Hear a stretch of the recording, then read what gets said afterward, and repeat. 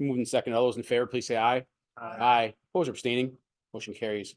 Call the public meeting to orders. Please stand for the saying of the Pledge of Allegiance. I pledge allegiance to the flag of the United States of America and to the republic for which it stands, one nation, under God, indivisible, with liberty and justice for all. I turn it over to the superintendent for our recognition of the Falcons of the Month. Thank you.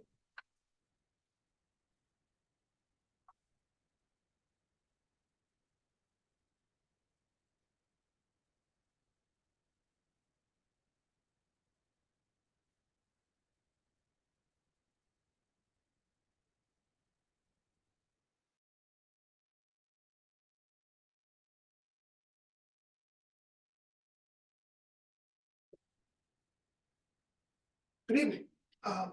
This is our most exciting part of the meeting right now. It's the part that I know the board really looks forward to. We have the distinction of honoring our next group of Falcons of the Month. Each school in our district celebrates numerous students each and every month for being outstanding. We have asked our schools to select one individual from the many honored to represent the group. Therefore, the students we will be honoring tonight were selected because they personified the trait or characteristic being celebrated that month. In other words, these students represent the best of the best this month. The certificate each student will receive, I'm going to read to you what it says on the certificate. We're going to ask the students, when your name is called, you're going to come up here. I'm going to hand you a certificate. You're going to shake my hand, and then you're going to go along and you're going to shake the hands of everybody at the table. Okay, and then you can return to your seat. Okay.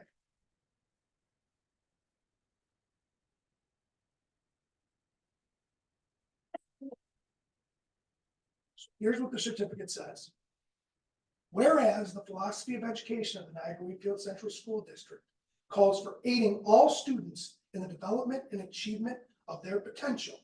And whereas the primary goals of the school district include encouraging each student to develop a sense of values, instill a feeling of responsibility to self and to others, as well as an appreciation of good citizenship. Be it resolved that the Board of Education of Niagara-Wheatfield Central School District hereby recognizes the following students. The first student we're going to be calling up here tonight is Gianna Ferger. Gianna.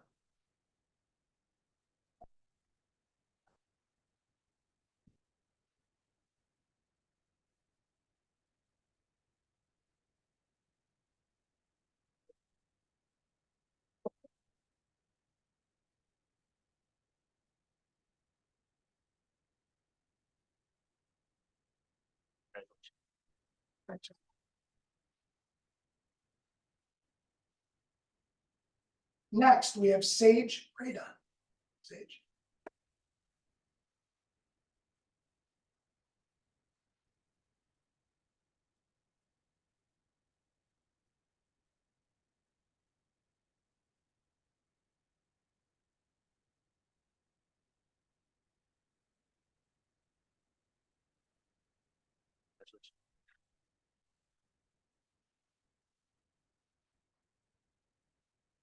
Next, we have Cameron Goodberry.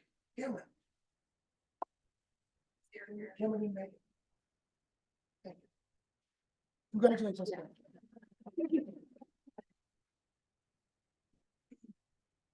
Next, we have Maria Mearswell.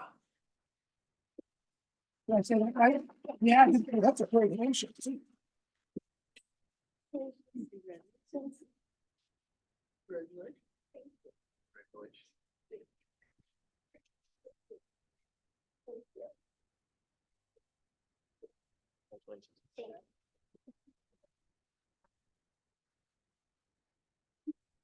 Next, we have Haven Halftown.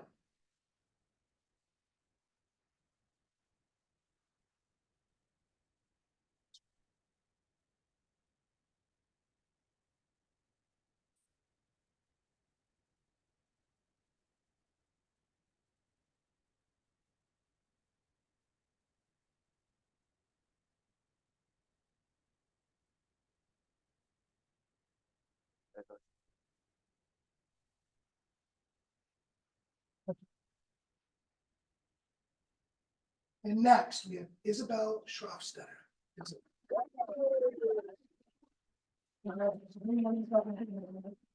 Yeah, your name's actually longer than my last name. Can you pronounce mine?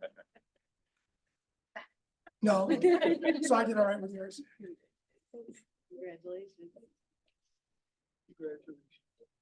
Congratulations.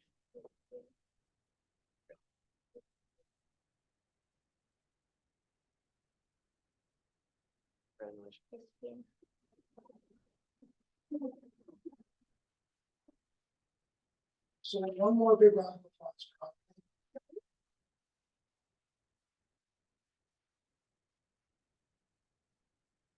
We're gonna adjourn for about 15-20 minutes for our young students to go and enjoy some punch and cookies. Sure you eat them up, because otherwise we have to take them all home. So we'll re-adjourn at 7:30. Never gets. Cookies and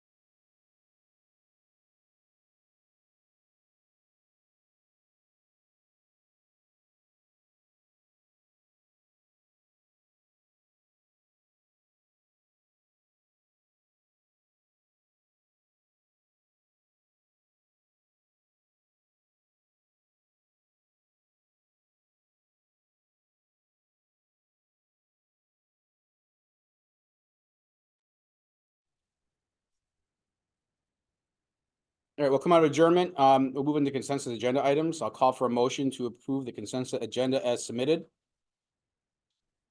Second. All right, and for number 7, we will have a roll call vote. So for items 1 through 6, all those in favor, please say aye. Aye. Aye. Opposed or abstaining? Motion carries. For item 7, I direct the clerk of the board to call for a roll call vote. Yes. Sego? Yes. Sego? Yes, Yes. Yes. motion carries. All right, I call for a motion to accept the personnel report as submitted. Make a mo- It's been moved and seconded. Any item to discuss or separate? If not, then all those in favor, please say aye. Aye. Aye. Opposed or abstaining? Motion carries. Standing committee, we'll move over to policy. Oh, I just skipped capital projects. Sorry, Bob. We'll go to you first. Capital projects, I don't know, Dan, you wanna read it?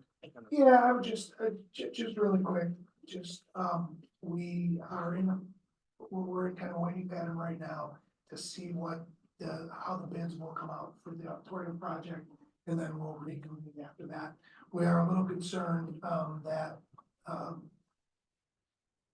the estimate that we received may be low. In other words, the cost may have come up higher, which means that the capital project committee would have some decisions to make and some work to do if that turns out that way.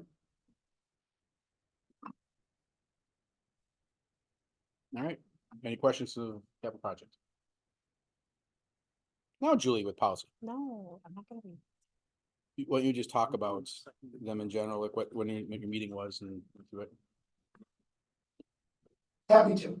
So, Mm. we had a number of policies that, the policy coaster is no longer supporting. And or, the policies have become part of other policies. So the policy 6190, which was a former policy that we had, that had some of our employers in it, some of our employees in it, no longer does, so we're recommending deletion of that. The rest of the policies have either been, become part of other policies that we're adopting, or are no longer gonna be supported through the BOCES coaster, okay? And we wouldn't need to have them in play. The other thing I wanna mention about the policies is for the first, that we have the first reading of policies, and then that we have the adoption of the one policy. And that is the workplace violence policy. The workplace violence policy needs to be in place, immediately. It is legislation that was passed not too long, at the end of 2023, so we need to have that approved. We've already started all the protocols in place, so we talked about this as a policy committee, where we've started, everything that needs to be in place. They moved some of the dates back a little bit to allow districts to get this underway, but we're in a good place already. All right. It's coming from a standing committee. I'll just call for a vote for deleting the following policies. Policy 6190, fringe benefits for exempt confidential and managerial employees. Policy 2120, board member training and financial oversight, accountability and fiduciary responsibilities. Policy 4410, professional development opportunities. Policy 6460, jury duty. Policy 6510, health insurance. And policy 6520, workers' compensation. All those in favor of deleting those policies, please say aye. Aye. Opposed or abstaining? Motion carries. So the next policy, 6190, is the one that I was talking about. That's the Mhm. the workplace violence policy, and that's why that's separate. And we're asking to forego the first reading and adopt that policy. All right, so the first thing we'll have is a motion to forego the first reading. Make a motion. I'll second. All right, all those in favor, please say aye. Aye. Aye. Opposed or abstaining? All right, motion carries. So with this will be for the adoption of the policy. I call for a motion to be resolved upon the recommendation of the policy committee that the Board of Education has already waived the first reading and will adopt policy 6190, workplace violence and prevention policy. There does not need to be a motion or a second for that, as it's coming from the policy committee. So all those in favor of adopting that policy tonight, please say aye. Aye. Opposed or abstaining? Motion carries. All right. Julie would love to read the first reading of all the policies and read the entire body of all the policies to us. All right, Could I comment on just one, Steve? sure. Okay, set 7350 timeout and physical restraint is a policy that we do have to adopt. We do not have timeout rooms or physical restraint used within our schools and our campus. These are practices that are used in some of the, placements that some of our students end up going to. However, we're still expected to adopt a policy about timeout and physical restraints. All right, I call, it's already been moved and seconded as it's going from a standing committee, but we will be adopting the first reading of the following policies tonight. Policy 2110, orienting and training board members. Policy 3110, media, municipal governments and senior citizens. Policy 5240, school tax assessment and collection property tax exemptions. Policy 6411, use of email in the school district. Policy 7350, timeout and physical restraints. And policy 7412, student voter registration and pre-registration.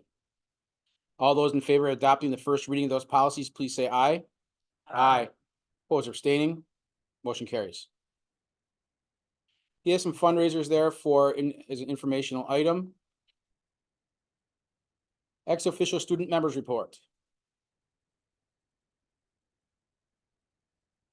So, for our participation in government classes, we normally have to write a letter of informed action to our, members of government. And some students in, one of the classes decided to write to Mr. White about, feminine hygiene products in the restrooms in my refield and how we are in violation of state law saying like, I think it's 14. We need to have 14 dispensers in our bathrooms, so we're working on getting them in the bathrooms, and I believe we have 3 already. So that is very good. The wrestling team won their team sectionals. It's happened a little bit before the break. We had at BOCES, we had the 10th graders from all the schools come over. And that was very successful. I see a lot of people who are interested in that. And right now I don't know if we are signed up for it, but we're working on getting 8th graders there to, kind of tour all the programs and decide what they might want to do in the future. And that's also been successful. We have a few more dates that are still going on, helping out with that. And then the semester ends Friday. And that's all. All right. For the president's report, we attended the NOSBA mixer or legislative breakfast this past Saturday. Of course, we heard from presentations from the superintendents about the way the governors or the executive budget run for school districts is just horrible, and we'll see that shortly here. And we do have the support of our local congressional contingent, legislative contingent. So we just need to get people out writing to the governor and to mostly the governor. Yeah. And make contact with her office to say, you need to correct the inequalities that you've just done with the school aid runs. And that is. That's the one thing we need to decide if we want to do the legislative or the lobby day. Yeah. And do you want to do that? That is coming up. Registration is still open for that. There's 2 things that I recommend, or one thing I recommend you to do, even if we're not going to Albany, but I would say this is a good year that we make that trip to Albany for that. It's they have their virtual Capitol conference. It is free. It is on February 2nd, I believe. Yes, the virtual Capitol conference is free. You just have to go and sign up for it on NYSBA's website. And attend it, and it basically goes through the whole lobbying day, what happens with lobbying and so on. There is agenda on there also. You'll hear from the state education department with, a number of people from there, namely from the financial side of it. And so, I highly recommend it. There is also a discussion with the governor's office on there, between the deputy secretary for education and the assistant counsel for education. So that is again virtual. It starts at 9 a.m. and lasts until 12:30. So it's only like 3 hours. It's not too bad. So, but then the other part of it that we can sign up for on there is if we want to go to actual lobbying day in Albany. Okay. Let me see if I can find it on here. The internet's is a little slow right now.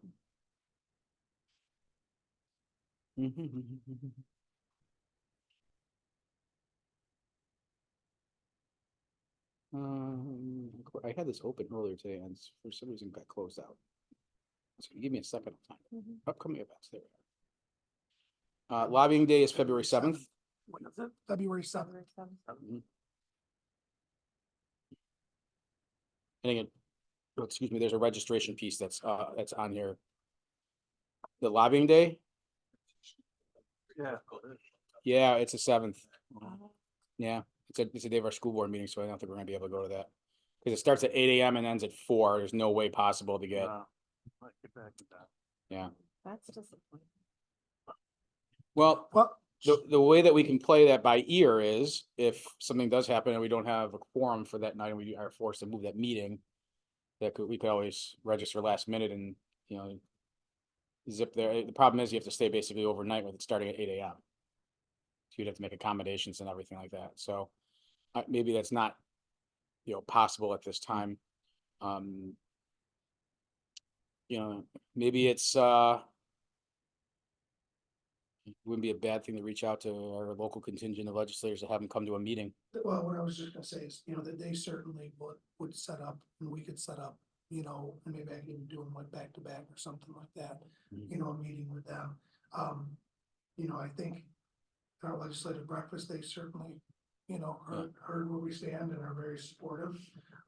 It's really about the governor. When you go there and lobby, you really don't get to lobby the governor. You meet with your representatives. Yeah. Right, so, if somebody, I know that a couple of years back, we had, you know, at least a board member who represented the board, met with me, with perhaps whoever would want to play a role in that. We just couldn't have more than 3, really, Yeah. you know.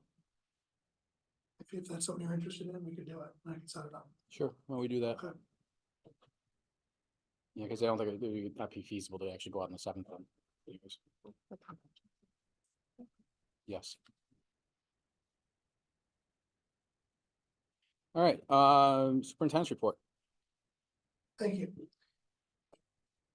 For those that don't know, we actually celebrated the board this evening for all of the work that they do all year long.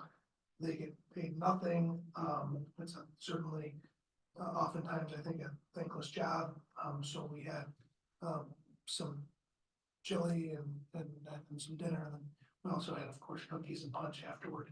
But I just want to make sure that on behalf of people working this district, I say thank you for all that you do for the district. They're not easy jobs, and this is a particularly rough time of year when we start talking about the budget. It's not, and it looks right now, especially with the governor's budget, that it's going to be it could be a tough year in that regard. So we'll work through it, but I just want to, on behalf of everybody working in the district, say thank you. The SARD dinner, just a reminder, really for Steve, and then if we get closer, Steve, it's May 23rd. I think it'd be easier if we just had select someone right now, because I can guarantee you that there's gonna be some event with With high school sport, yeah. So I don't know, however you wanna do that, you wanna let everybody know. Yeah, check their so calendars? the 23rd, if you could check your calendars, is the SAR dinner. That's where we have the top 3 students. Yep, Yeah, top 3 students go and have dinner, and who's it, who puts on the dinner? what it is, you mean? No, who's the sponsor of the dinner? Is it the sponsors it? Well, there's a number of different groups, so Is it there's okay? multiple Okay. sponsors, yeah. So, but it's just basically recognizing the top 3 students from every area high school, and usually the board President attends with the superintendent. I've attended one with Lynn Fusco, and since then I've asked other board members to attend, because I think we should spread that around in anyways. And also because of coaching, so, I'd like to continue that this year and open it up to you guys, because I know that it'll be a track, probably a track night for me. I did it last year, so if somebody else wants to do it, fine, otherwise I can do it. I said, you check your calendars and get back to Dan, and if there's multiple names, then we'll, we can let you guys fight it out in a cage match. Correct, that's where it's been, yeah. I did it. Jay did it the year before, John did it the year before that. Maybe Oh, good memory. Yeah. Last year. You can go do it. Next, I just want to talk a little bit about the auditorium. So the auditorium construction is still at this point slated to begin on April 1st of this school year. In the next couple weeks, we'll be putting something out to families that'll kind of give them an idea for the middle school, high school, of how that's going to change our traffic pattern and traffic flow, particularly here at the high school. And then, next year we'll have to do the same thing, because when the work really becomes more intricate, we're gonna have to do some other things inside the building as far as traffic flow. But you can expect something within the next couple of weeks, just telling everybody what they can expect outside. It won't change things significantly as far as car traffic coming in. It will change entryways for people who are coming in on buses. So we're just gonna start preparing for that now. I shared with all of the board a draft calendar for next year. Take a look at it. I would want to put that on at the next meeting for approval. One of the things that you'll notice is there's a day at the Memorial Day weekend that makes that actually a 4-day weekend. It's a long year, whenever I say long year, from Labor Day until the end of the school year next year, as far as the number of days. That'll happen one more year. Then it's gonna start getting, we'll start to get into years where it's challenging to fit our number of days in, especially with the few additional holidays that have been added. Okay, so next year that in the calendar, that's not an issue. So I did propose a calendar. I shared it with the NWTA president, and we're in agreement that this is, calendar that works. I just get feedback, and now I share it with you, and it'll be on the next agenda for, unless you can certainly act on it whenever you want, but it's there for you to take a look at least, okay?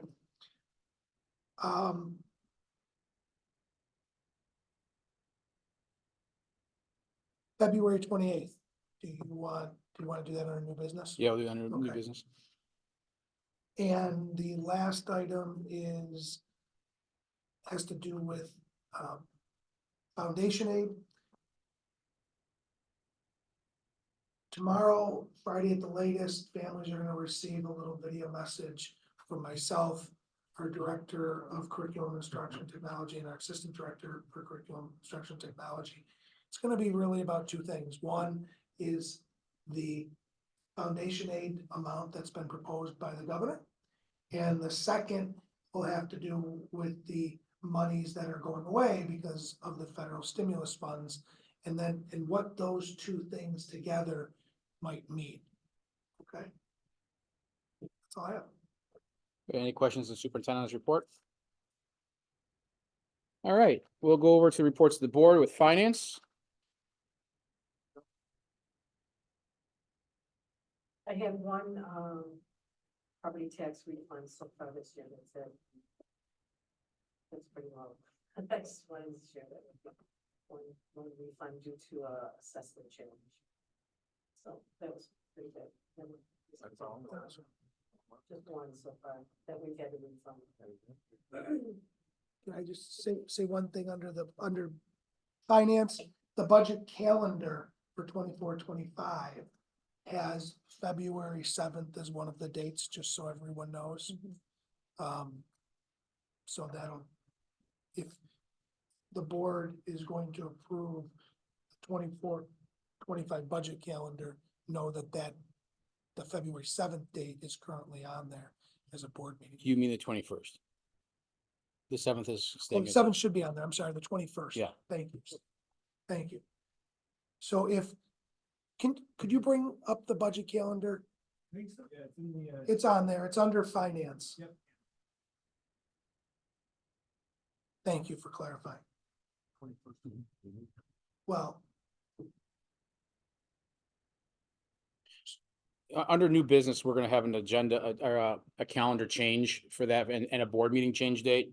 We'll be changing the meeting of the 21st to the 28th for February. so if we could just on this calendar, make an adjustment that the 2/21 will be 2/28. Okay? Mhm. Thank you.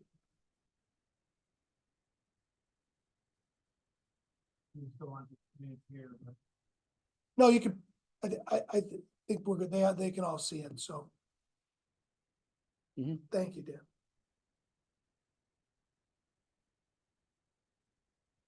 All right. Can I say something? Mhm. That's the last meeting to send the text.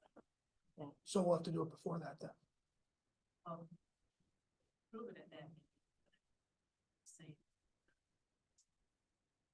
Yeah, Oh, on the so, 27th, so, 28th, I mean. so we have to have the meeting there. I mean, guys, so who, birthday or not, I know you're coming your birthday suit. I'm We're with some on the of your 7th. cupcakes. Awesome. If they're little one. If for some reason we had to, move it around that week, we just have to do it, to get it done, so. Yeah. Good point, though, Elsa.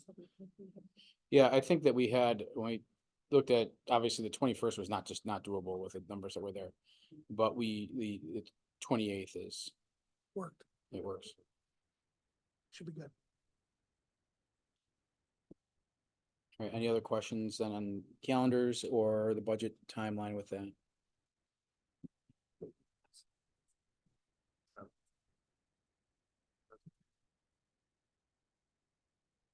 All right, what was that? No, so we can't do it. Sorry, it was not put on the agenda. Not up on there, you mean on this presentation? What is it? No, Oh, it's under finance. no, it's not. It's under finance. It's in that fine print.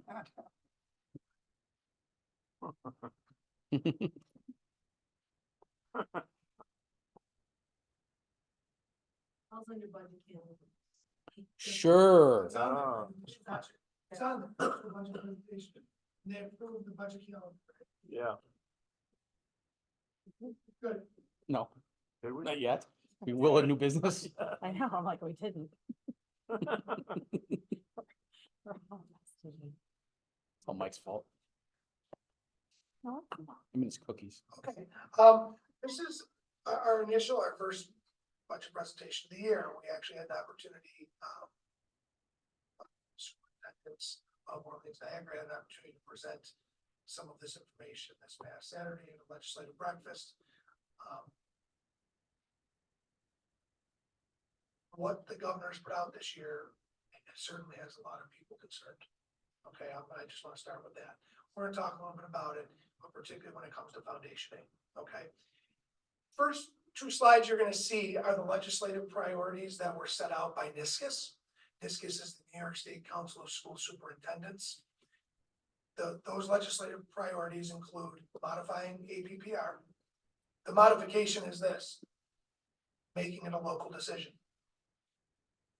Before APPR became a thing that everybody talked about in New York State, the evaluation of teachers was done at the local level. It was agreed upon with the district and the teachers organization as to the process, and that worked for a really long time. That went away. The goal was to move back to that local, the local authority to do that. We're gonna talk in a few minutes about the zero emission bus overhaul. Fixing civil service. So there's two main things here. One is this. Right now, the way it stands, for most positions, you have to take the exam in the county that you live in, and you can take then they have to hire off of a list from the people within that county. Everybody knows what the job market's like right now. The fact that you could live on the edge of Niagara County, right, button up against Orleans County and not take a job in Orleans County or vice versa, just doesn't make a lot of sense right now. And I understand civil service and the reason behind it. And if we want to talk about, you know, the Chinese civil service system, we can talk about that because that's actually where it originated like thousands of years ago. Okay, but the reality is right now it doesn't work. And so we need a break from that. The other thing is this, there's a provision that when a position opens up, if there's nobody on the list, you can bring somebody in. They're in there for, in essence, a probationary period. But then when the test comes up, which could be in some cases 9 months, over a year later, that when people take the test, that person who you put in there for that period of time and you hired could lose their job, even if they're doing a great job. What incentive is that for somebody to leave a job to come take yours if they know that they could be bumped out in 15 months because there's no test? If they've done a good job pick the period of time. If they've done a good job, let them stay in the position. Again, we're all having trouble finding people for all jobs. We'll talk a little bit more about student safety in a minute, and also supporting career and tech ed. Expanding the reserve fund flexibility. So as many of you know, we have restricted reserves. Some of those reserves are more restrictive than others as far as how we can move that money. We want to make sure that we can move money and that the board can elect to move money in those reserves as needed. Also, and we always push this one, they really need to take a look at the 4% unappropriated fund balance that all we're allowed to carry as a school district. Municipalities, they don't have a 4%. There's no limit of what they can carry. Okay. The capital outlay projects, we haven't done those in a little while because we've done some fairly large projects. But right now, the capital outlay amount is $100,000. You can add that to your budget, to $100,000 of work without going out for a vote. $100,000 doesn't get you a lot anymore. So the ask is to increase that number, and it's been a priority for a couple of years now, to $250,000. On a $100,000 project, you only get about $70,000 worth of work after you factor in all the fees and your architect and your construction manager and all those other costs. We're asking to extend the retiree earning limit exemptions, not just for educators, for all, including civil service. Listen to this. We all know that school safety has played a significant role in budgets recently. Our school district hires people from private firm organization to come in and act as our school security officers, right? Everybody knows that.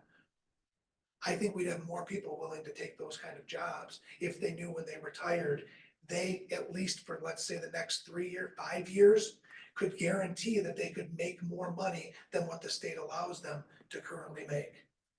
And right now, rolling that over year after year doesn't let anybody do any future planning. So people are staying in jobs where they could retire if they change that number. The other side is this, and it hasn't hit us yet, but it might. There are districts who are, in essence, being forced to hire back people that just retired to work the same job right after retirement. Right now, those people can take those jobs, make the salary that they were making plus the retirement. If we can't fill those holes, what are we going to do? Public education, we have to provide education for our kids. So I think it would make a lot of sense to do something that was that showed like an extended time period for that, and so does NISCUS. modifying the tax cap, we'll talk about in a minute. And the last one, August instructional days. We talked a little about with the calendar. Next year's calendar is a really good calendar as far as having to fit all the days off within between Labor Day and June 30th. In a couple of years, that's not going to be the case. So being proactive and getting something in there that school districts could have instructional days prior. Some contracts are more restrictive than others with that, but it just looks like something that we might have to do because of the holidays that have been added moving forward, okay? Okay, here's the state aid slide. The executive budget proposes a formula-based school aid increase to $825 million or 2.4%, above the 23-24 number. I think all of you know that inflation hasn't been at 2.4%. Okay, it's been over 3%. The year before it was significantly more than that. The increase will be driven through a $507 million increase in foundation aid and a $318 million increase from the full funding expense-based aids. This completely goes against the progress that school districts in New York State have been making with regard to foundation aid. Listen, all of you know, we've been fighting for it. This was the first year that we were fully funded in foundation aid. This year, there was money put aside for 23-24 to look at the formula. It wasn't done. There's $1 million to the side. They didn't change the formula. But now they're making, the governor's proposal is making adjustments within the formula. And we don't believe it all in an equitable way. The last bullet there talks about save harmless. Some of you might remember me talking about other districts when we looked at the foundation aid amounts, that other districts were all getting 3%.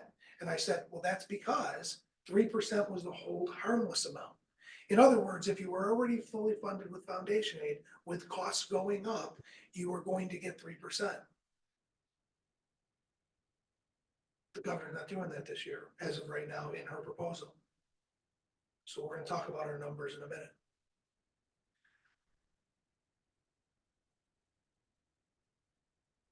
At the end of this slide, the last bullet, it says NYSBA recommended full funding of foundation aid. $925 million increase over the current levels. That's significantly more than the $507 million you can see at the top that the governor put forward. By the way, for those that don't know, NYSBA is the New York State School Boards Association. Okay, they believe that that number should be 925 million. It would at least hold school districts harmless, which would mean that we would at least get 3%. So this here is what's called the executive run. This is the state aid run. And if you look and you find our column there, thank you. You see Niagara Wheatfield.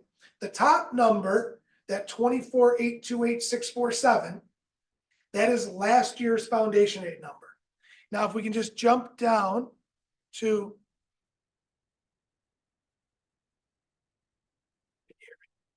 now. Okay, if you jump down to the number right there, 24,853,422, that's the governor's number for next year for foundation aid. Remember, think of foundation aid as the money that comes into us that we can use however we need. And it's not money that we're getting back because of expenditures from the previous year. Okay, so that foundation aid amount, if you subtract this year's amount from what the governor proposed next year, Mr. Kraleski, what's that number? 24,775. Oh, listen, what was it? 24,775. So less than $25,000. Less than $25,000.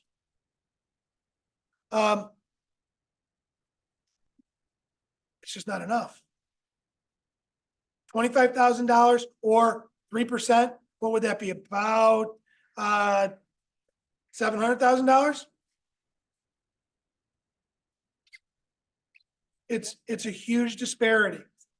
So understand as we enter budget talks as a district, we now have to consider, instead of, forget the local tax side of this, that we're going to be at almost zero as far as our increase is concerned from the state.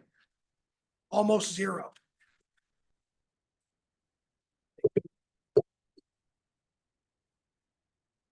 Obviously really concerning. We're going to be asking our school community to help support our push for the governor to change this. Our legislators locally are very supportive of that. However, the governor's number right now is really, really concerning to us. And what you can imagine is, listen, 3% hold harmless. Most of our costs aren't going up at just 3%. But the 3% hold harmless, if you don't even fund that, and we're cutting $700,000 out of our budget, right? That's a significant amount of money.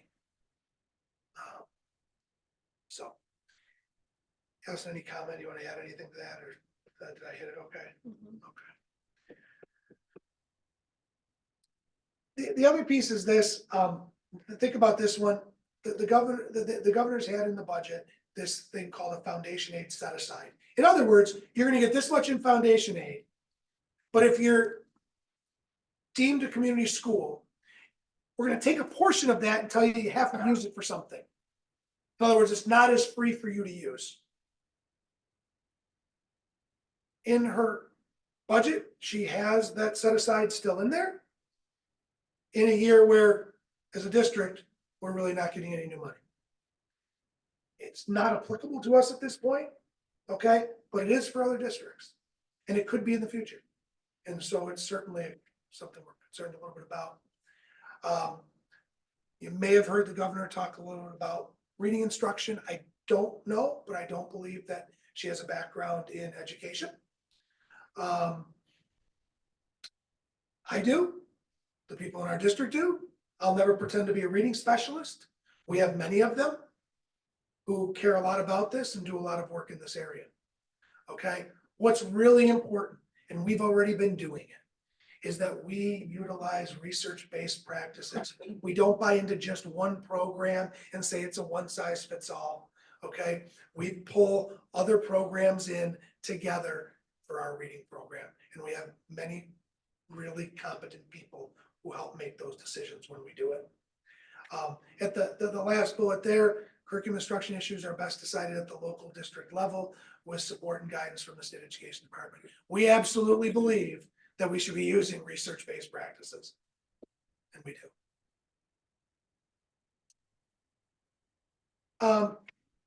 This is good.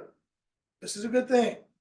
Okay, the idea, the governor's pronouncement that every district who wants to be part of a school-based health center can get one. We can all have one in our area. The problem is the second bullet. There's been no talk about how they're going to fund these. When you hear about these, the school-based health centers to help with medical needs of students, if that's going to be through our county, we need to know that they have the funds to be able to do that. And then are they coming to us, or we have to somehow go to them with our students? Because in some cases, some of the people who might have some of those needs may not also be able to get to those services. Okay, so we think this is a really good thing. NYSBA supports this. Question is there going to be any funding going towards it, or is it just going to be a decree without any funding? Here's what we asked our local legislators, and they all remembered recent grant funding that we had to help with our technology. We're asking for the same thing for safety. Set aside an amount of money for each school district to help the school district with their safety needs. We've increased our annual safety costs by about $500,000 or more. in the last few years. That's probably very conservative, but I think I would probably hear that that number's more. So we could certainly utilize that kind of money. If you remember the Smart Schools grants, we'd like the Safety Schools grant for all districts, a set aside money just for safety that we can pull from. The last one there is dedicated funding for school-based health and mental health services. This one's huge. It's so important. Everybody's talking about the mental health crisis. We've used our federal stimulus funds, which have been awesome, to help fill that gap. Those funds are gone after this year.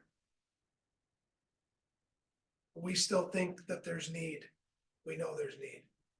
So additional funds for that specific need would make a lot of sense. Quite frankly, if they gave one larger grant for school safety and mental health, mental well-being, mental health, that would work for us as a district.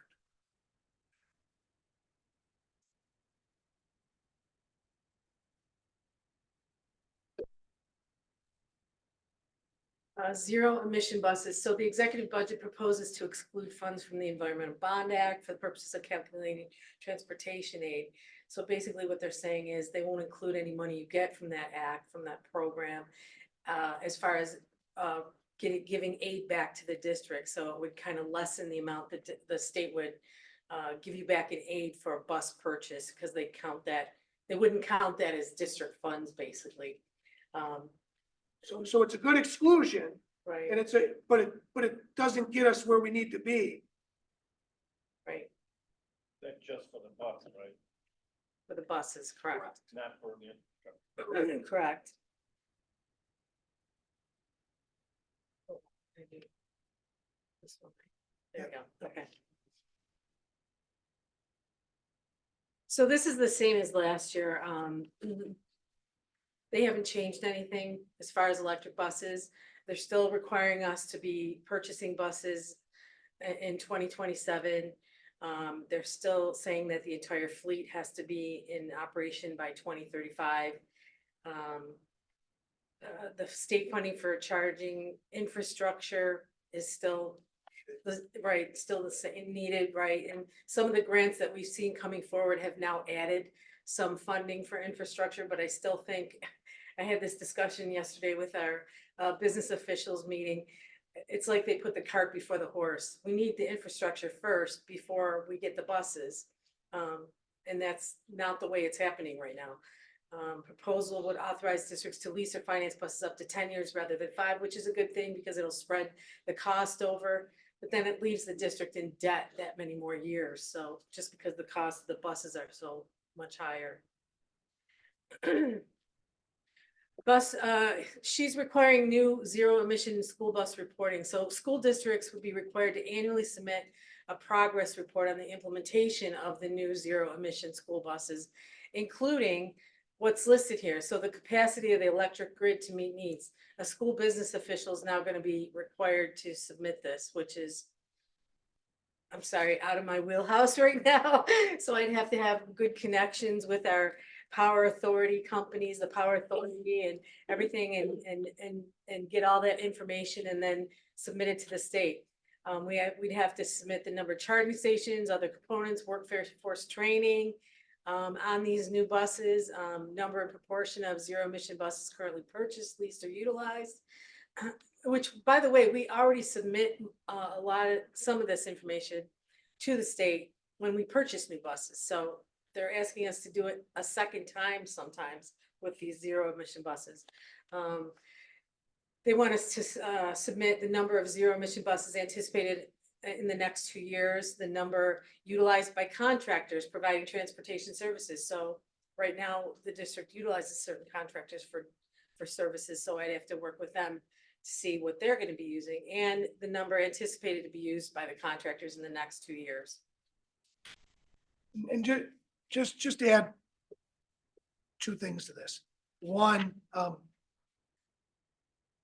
this Friday we have a meeting with NYPA to talk a little bit more about this. We're also looking through BOCES to have a study done. We really believe that all the studies should have been done by the state. The state should have said, we want to do this. we're paying for these studies. They didn't. However, we can do it through through our BOCES. It'll be through and so at least there's a reduced cost there. However, we just know that right now, we have $1 million. We can get about 8 buses. With $1 million, with these new, more expensive buses, you get about 3. Math isn't good. Right? Yes, Did they officially pass that yet, or that's still in discussions? well, 27. this is, yeah, that is absolutely, I mean, that's been in place. That is the expectation Right. that we get there. I have a question. I went to that, I think it was nice up Buffalo, Yeah. and they had a little speech about buses and that, right? And our company was talking about they would do analysis. Has that been looked into? So that's actually, one of the places we're meeting with NIPA on Friday to talk about some of the things that they can do. Allison's been working on, like, and talking about some of the grant work that can be done, that They we can actually come in and utilize. they'll analyze what you need. That's exactly, that's the kind of study, actually, We're having BOCES we're having do. BOCES do through a company, I think it's Wendell. Yeah, it's Wendell. I have another question on that too. Horses, cars, right? Are we looking at into any kind of stations for cars? And that's coming down the road. Not yet. I know that at that You- seminar, they had talked about that as well. Yeah, That's why I no, asked. I mean, yeah. I think one of the issues we have in a lot of our places right now is, I think we probably try to hold out as long as we can, because we've recently, in almost all of our buildings, resurfaced, yeah, right? So ripping that up, that's what we're gonna have to do with our bus garage. We just redid that. So I think we, Well, and what I'm saying is they were talking about being some kind of free type of. creating some free state, yeah. Yeah. Oh, that they would Well, do it for, we talked about this, it's not only, not only do we have to update the bus garage, but once all the districts have their buses, think about it, when athletics comes here, we have to have those charger units by our athletic fields when other buses come in. And I don't know if it's the same chargers that they would use for a car, like the buses and cars. If they are, great, then it's a twofer, but right now, I don't know that. And that's part of probably what this study's gonna talk about when we have done through BOCES. But, we'd have to put chargers in several places in the district, not just the bus garage. So, and, If the buses come, couldn't they go to the bus garage and get charged? they potentially, could, yeah, but if it's open, I'm just saying. but yeah, no, absolutely, that's We possible. wanna cut corners as much Well, as sure, possible. no, that makes sense. The other thing is, you put charging stations in. There's electric going out, who's paying for it? right, and that's the That's other what, thing well, I'm talking about. that's what I'm saying, if you get, that one can take the information to the state. Sure.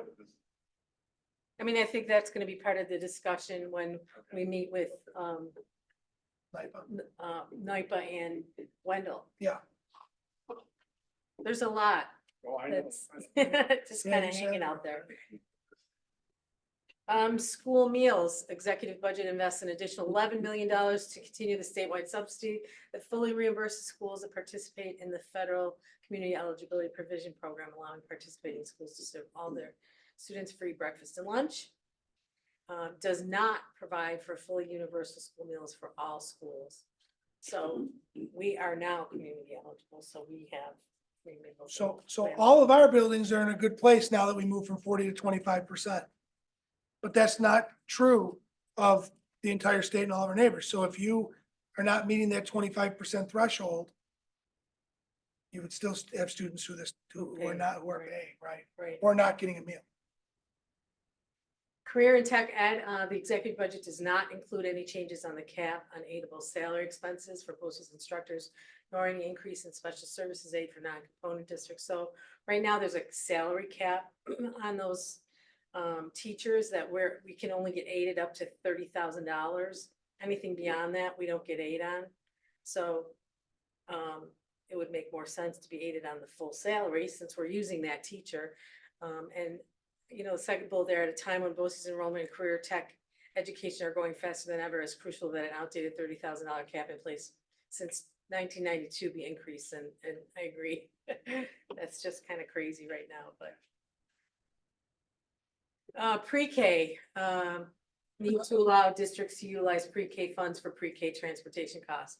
That's been a discussion here in our district. Right now, we're not allowed to use those funds for transportation costs, so. Right now, it is what it is. And remember, we had 141 slots. We had 93, I think, additional slots added. Even though we're not using up those slots and that money's there set aside for our pre-K, we cannot use it for transportation costs. So we have students who would come, take part in our pre-K program that's not on our premises, right? And if we could transport them there, but there's no money to do it. They won't allow us to use the money to do it.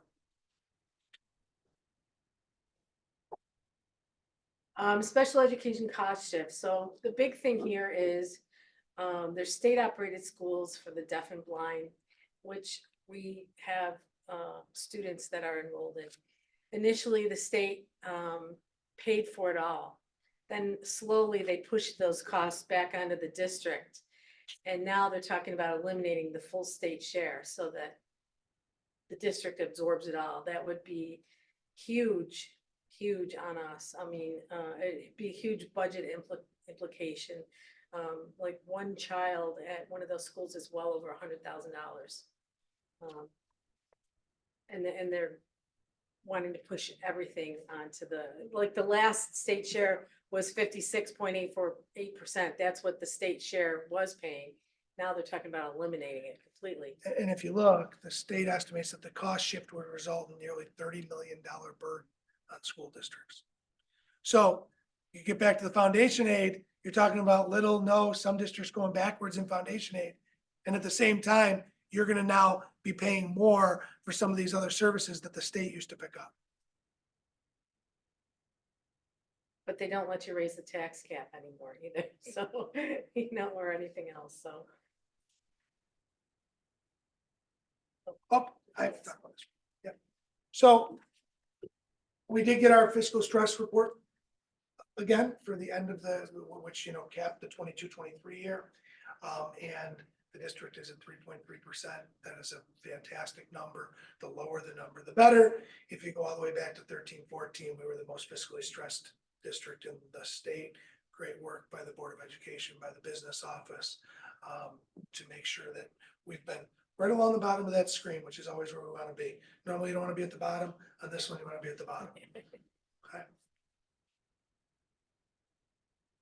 Any other questions? Our future presentations will have more specific numbers that pertain to our district, both on the expenditure side and the revenue side. Okay, thanks. And I'm working on the tax cap too.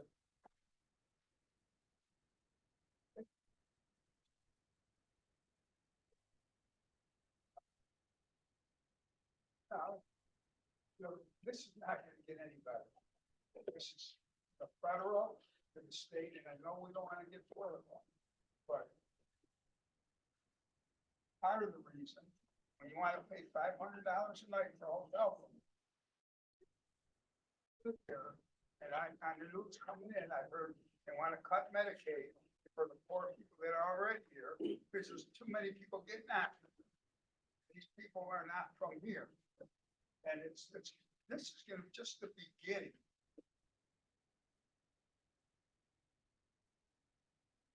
Unfortunately. Our kids are in trouble.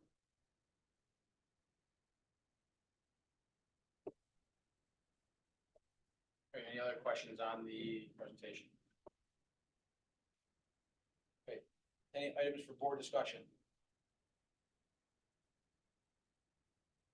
All right, any old business at this time? All right, new business. The first item would be to change our February meeting from the 21st to the 28th. I'll make the motion to make that change. Is there a second? All right. All those in favor, please say aye. Aye. All right, we're changed to the 28th for that meeting. I call for a motion to adopt the budget calendar with that change reflected in it. All those in favor, please say aye. Aye. Aye. Motion, any, abstained, where that one passes. If this is our set calendar, I don't see a reason why we don't just approve it tonight. No, change it.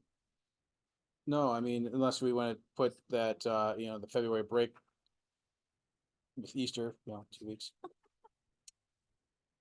I try every year. Every- You know, What do you wanna do, Steve? No, no. I think Bob, would you support moving the February break into, be in during the Easter break? it would You wanna save us a combine day. them? Yeah. Okay. Well, yeah, it would save It us a would save day. us a day. Yeah. Geez, that'd be over 2 weeks. Hey, you wait a couple years, you get it in January. All right, I'll make the motion to adopt the draft number 3 school district calendar for the 24-25 school year. That was drafted on 1/22/24. Is there a second? I'll- It's seconded. Any further discussion of the calendar? All those in favor, please say aye. Aye. Opposed, abstaining? Calendar is adopted. We tried, sweet. I will try every year. Hope we have 5,000 snow days next year. One thing that was brought up by some parents for drop off and just basically leaving the campus. They were wondering if there could be looked into the traffic patterns leaving the campus, going back out on Saunders Settlement Road. What's happening is that some people are going down after the drop off loop straight, turning left, turning right. Some people make a right and cut over to that next exit. And they're turning left while people are turning right, and it's getting a little dicey with that. So a couple of parents had asked if it would be possible to make that exit that's not straight off the drop-off route, a right turn only on the Saunders Settlement. Mm, Or we can look into that. the one like the We can absolutely look secondary into it. one? Yeah. Good news is we have our SRO in the back, who can take a little look at it. We'll also have our architect take a look, because they tend to do some of those traffic studies, so together we can do Okay. that, yeah. Yeah, it basically came out there. Some people are trying to beat traffic out, turning right. People on the next one are literally turning left into that traffic that's being racing to get out and beat the traffic, and Right. so. All right. Okay, any board member comments? All right, I'll call for a motion to adjourn. Second. All those in favor, please say aye. Aye. Aye. We're adjourned. Thanks, Dan.